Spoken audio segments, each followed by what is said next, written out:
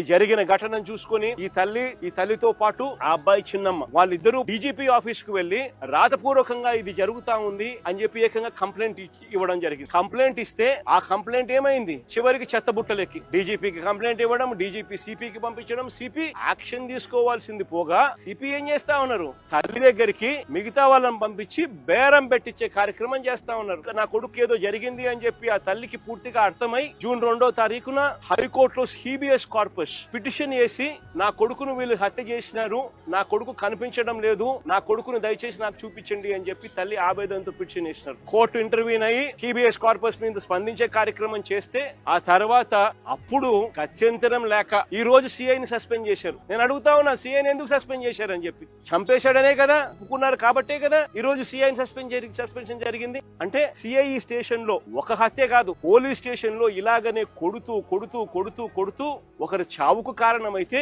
ఇంకొకరు ఆత్మహత్య చేసుకుని వీడియో ద్వారా తన మెసేజ్ ను తెలియజేసిన పరిస్థితి. నేను ఒకటే చెప్తా ఉన్నా, కొట్టి గోరులు పీకి రకరకాల చిత్రహింసలు పెట్టి చివరికి హత్య చేస్తే మనిషిని నువ్వు ఏం చేస్తా ఉన్నావు, శిక్ష కేవలం టెంపరీగా తన డ్యూటీ నుంచి సస్పెండ్ చేస్తా ఉన్నారు. ఇదే చేయాల్సింది.